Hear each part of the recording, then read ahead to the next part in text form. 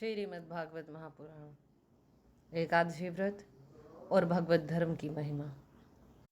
श्री सुखदेव जी कहते हैं, परीक्षित, मनुपुत्र नभग का पुत्र था नाभाग, और नाभाग के पुत्र हुए अम्बरीश। वे भगवान के बड़े प्रेमी एवं उदार धर्मात्मा थे। उनकी अनन्य प्रेममय भक्ति से प्रसन्न होकर भगवान ने उनकी रक्षा के लिए सुदर्शन चक्र को नियुक्त कर दिया था, जो विरोधियों को भयभीत करने वाला और भगवत भक्तों की रक्षा करने वाला है। एक बार उन्होंने अपनी पत्नी के साथ भगवान श्री कृष्ण की आराधना करने के लिए 1 वर्ष तक द्वादशी प्रधान एकादशी व्रत करने का नियम ग्रहण किया। व्रत की समाप्ति होने पर कार्तिक महीने में उन्होंने 3 रात का उपवास किया और एक दिन यमुना जी में स्नान करके मधुवन में भगवान श्री कृष्ण की पूजा की। उन्होंने महाभिषेक की विधि से सब प्रकार की सामग्री और संपत्ति द्वारा भगवान का अभिषेक किया और हृदय से तन्मय होकर वस्त्र, आभूषण, चंदन, माला और मर्ध्य आदि के द्वारा उनकी पूजा की। यद्यपि महाभाग्यवान ब्राह्मणों को इस पूजा की कोई आवश्यकता नहीं थी, स्वयं ही उनकी सारी कामनाएं पूर्ण हो चुकी थी। जब ब्राह्मणों को सब कुछ मिल चुका, तब राजा ने उन लोगों से आज्ञा लेकर व्रत का पारण करने की तैयारी की। उसी समय शाप और वरदान देने में समर्थ स्वयं दुर्वासा जी भी उनके यहाँ अतिथि के रूप में पधारे।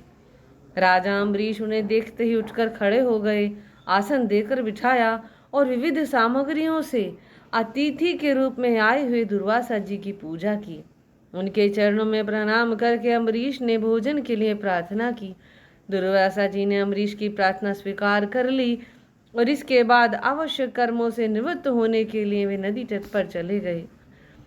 वे ब्रह्म का ध्यान करते हुए यमुना के पवित्र जल में स्नान करने लगे।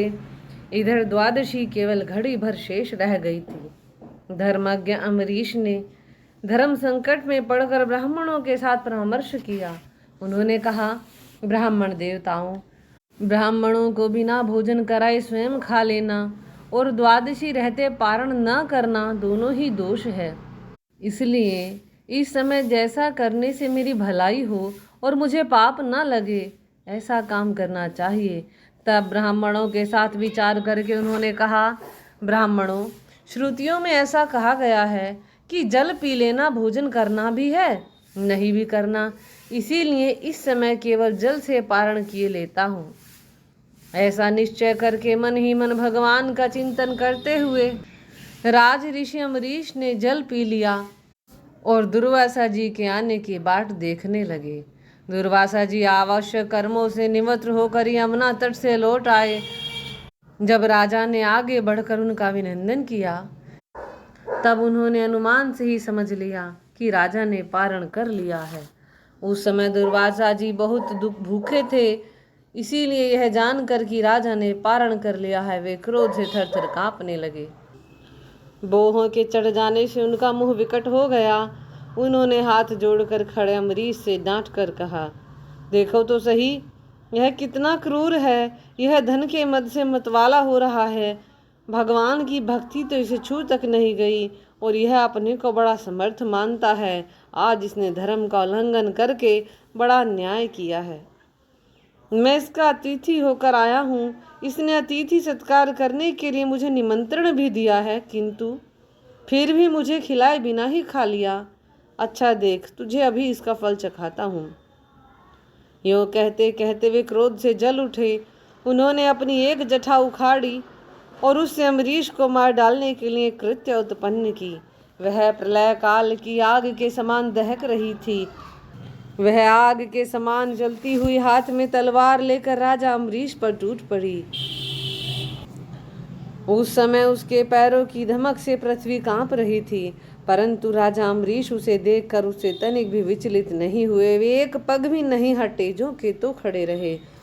परम पुरुष परमात्मा ने अपने सेवक की रक्षा के लिए पहले से ही सुदर्शन चक्र को नियुक्त कर रखा था। जैसे आग क्रोध से घुर्राते हुए सांप को भस्म कर देती है, वैसे ही चक्र ने दुर्वासा जी के कृत्य को जलाकर राख का ढेर कर दिया। जब दुर्वासा जी ने देखा कि मेरी बनाई हुई कृत्या तो जल रही है और चक्र मेरी ओर आ रहा है, तब वे भयभीत होकर अपने प्राण बचाने के लिए जी छोड़कर एकाएक भाग निकले। जैसे ऊंची ऊंची लपटों वाला दावानल सांप के पीछे दौड़ता है, वैसे ही भगवान का चक्र उनके पीछे पीछे दौड़ने लगा। जब दुर्वासा जी ने देखा कि चक्र तो मेरे पीछे लग गया है, तब सुमेरु पर्वत की गुफा में प्रवेश करने के लिए वे उसी ओर दौड़ पड़े। दुर्वासा जी दिशा, आकाश, पृथ्वी, अतल वितल आदि नीचे के लोक, समुद्र, लोकपाल और उनके द्वारा सुरक्षित लोक एवं स्वर्ग तक में गए, परंतु जहां जहां वे गए वहीं वहीं उन्होंने असह्य तेज वाले सुदर्शन चक्र को अपने पीछे लगा देखा। जब उन्हें कहीं भी कोई रक्षक न मिला, तब तो वे और भी डर गए। अपने लिए त्राण ढूंढते हुए वे देव शिरोमणि ब्रह्मा जी के पास गए और बोले, ब्रह्मा जी, आप स्वयंभूव हैं, भगवान के इस तेजोमय चक्र से मेरी रक्षा कीजिए। ब्रह्मा जी ने कहा, जब मेरी 2 परार्ध की आयु समाप्त होगी और काल रूप भगवान अपनी यह सृष्टि लीला समेटने लगेंगे और इस जगत को जलाना चाहेंगे, उस समय उनके भूभृंग मात्र से यह सारा संसार और मेरा यह लोक भी लीन हो जाएगा। मैं, शंकर जी, दक्ष, भृगु आदि प्रजापति, भूतेश्वर, देवेश्वर आदि सब जिनके बनाए नियमों में बंधे हैं तथा जिनकी आज्ञा श्रोधार्य करके हम लोग संसार का हित करते हैं, उनके भक्त के द्रोही को बचाने के लिए हम समर्थ नहीं हैं। जब ब्रह्मा जी ने इस प्रकार दुर्वासा को निराश कर दिया, तब भगवान के चक्र से संतप्त होकर वे कैलाशवासी भगवान शंकर की शरण में गए।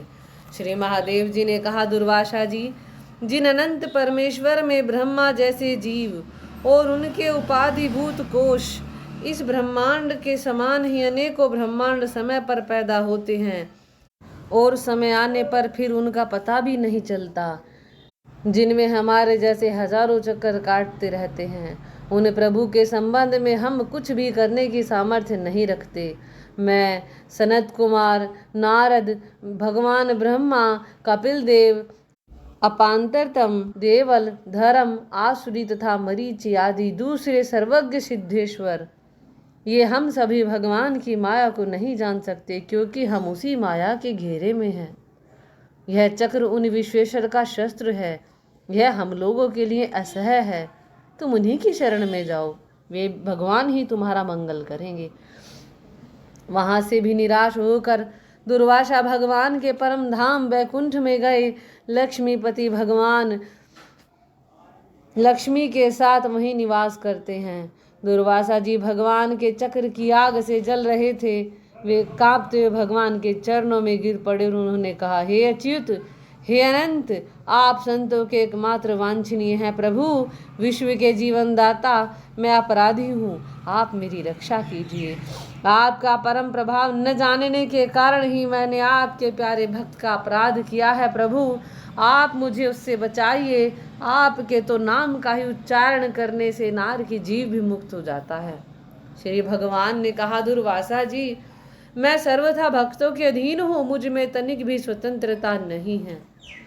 मेरे सीधे साधे सरल भक्तों ने मेरे हृदय को अपने हाथ में कर रखा है।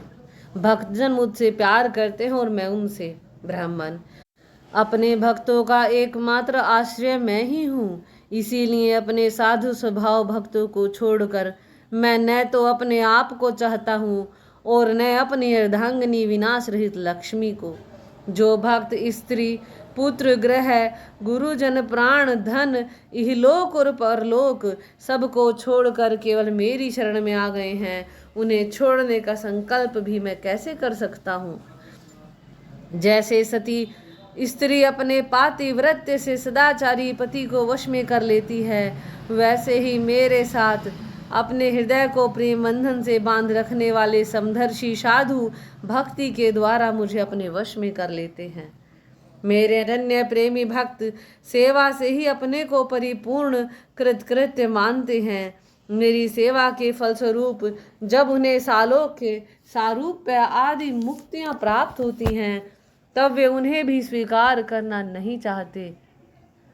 फिर समय के फेर से नष्ट हो जाने वाली वस्तुओं की तो बात ही क्या है। दुर्वासा जी, मैं आपसे और क्या कहूँ। मेरे प्रेमी भक्त तो मेरे हृदय हैं और उन प्रेमी भक्तों का हृदय स्वयं मैं हूँ। वे मेरे अतिरिक्त और कुछ नहीं जानते तथा मैं उनके अतिरिक्त और कुछ भी नहीं जानता। दुर्वासा जी सुनिए, मैं आपको एक उपाय बताता हूँ जिसका अनिष्ट करने से आपको इस विपत्ति में पड़ना पड़ा है। आप उसी के पास जाइए।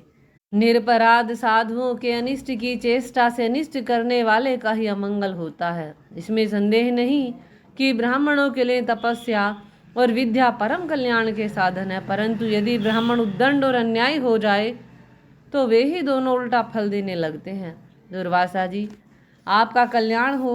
आप नाभाग नंदन परम भाग्यशाली राजा अम्बरीश के पास जाइए और उनसे क्षमा मांगिए, तब आपको शांति मिलेगी।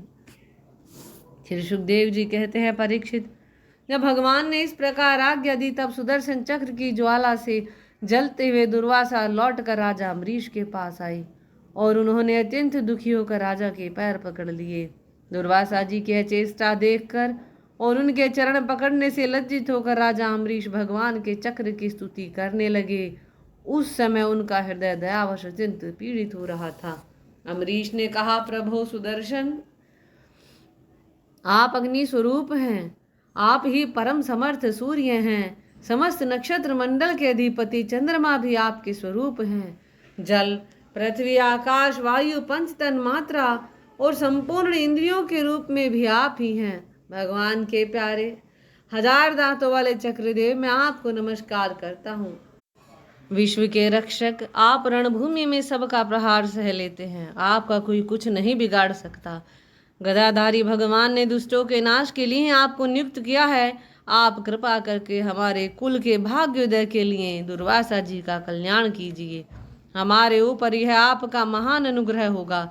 यदि मैंने कुछ भी दान किया हो, यज्ञ किया हो अथवा अपने धर्म का पालन किया हो, यदि हमारे वंश के लोग ब्राह्मणों को ही अपना आराध्य देव समझते रहे हों, तो दुर्वासा जी की जलन मिट जाए। भगवान समस्त गुणों के एकमात्र आश्रय हैं।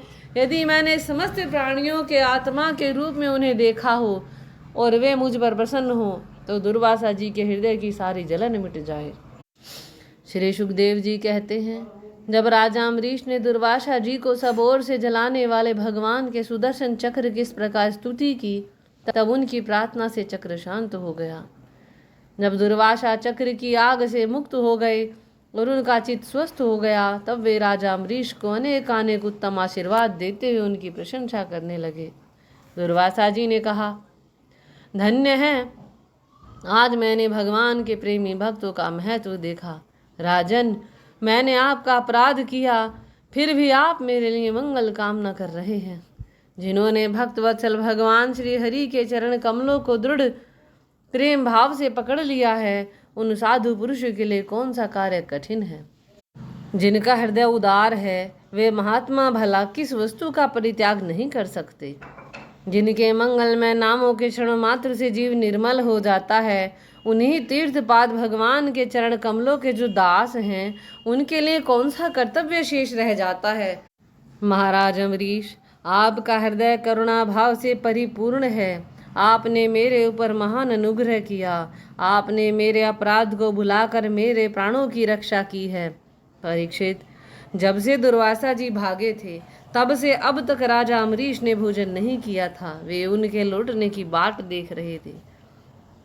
अब उन्होंने दुर्वासा जी के चरण पकड़ लिए, उन्हें प्रसन्न करके विधि पूर्वक भोजन कराया।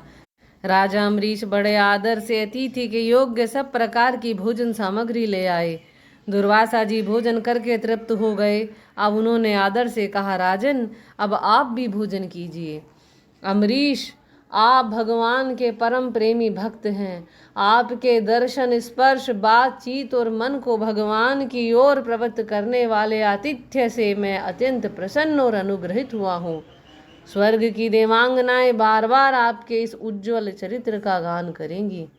यह पृथ्वी भी आपकी परम पुण्यमयी कीर्ति का संकीर्तन करती रहेगी। श्री सुखदेव जी कहते हैं, दुर्वासा जी ने बहुत ही संतुष्ट होकर राजा अम्बरीश के गुणों की प्रशंसा की और उसके बाद उनसे अनुमति लेकर आकाश मार्ग से उस ब्रह्मलोक की यात्रा की, जो केवल निष्काम कर्म से ही प्राप्त होता है। परीक्षित, जब सुदर्शन चक्र से भयभीत होकर दुर्वासा जी भगे थे, तब से लेकर उनके लौटने तक 1 वर्ष का समय बीत गया। इतने दिनों तक राजा अम्बरीश उनके दर्शन की आकांक्षा से केवल जल पीकर ही रहे। जब दुर्वासा जी चले गए, तब उनके भोजन से बचे हुए अत्यंत पवित्र अन्न का उन्होंने भोजन किया। अपने कारण दुर्वासा जी का दुख में पड़ना और फिर अपनी ही प्रार्थना से उनका छूटना, इन दोनों बातों को उन्होंने अपने द्वारा होने पर भी भगवान की ही महिमा समझा। राजा अम्बरीश में ऐसे ऐसे अनेकों गुण थे। अपने समस्त कर्मों के द्वारा वे परम ब्रह्म परमात्मा श्री भगवान में भक्ति भाव की अभिवृद्धि करते रहते थे। उस भक्ति के प्रभाव से उन्होंने ब्रह्मलोक तक के समस्त भोगों को नरक के समान समझा। तदंतर राजा अम्बरीश ने अपने ही समान भक्त पुत्रों पर राज्य का भार छोड़ दिया और स्वयं वे वन में चले गए। वहां वे बड़ी धीरता के साथ आत्मस्वरूप भगवान में अपना मन लगाकर गुणों के प्रवाह रूप संसार से मुक्त हो गए। परीक्षित, महाराज अम्बरीश का यह परम पवित्र आख्यान है। जो इसका संकीर्तन और स्मरण करता है वह भगवान का भक्त हो जाता है। बोले श्री कृष्ण भगवान की जय। श्रीमन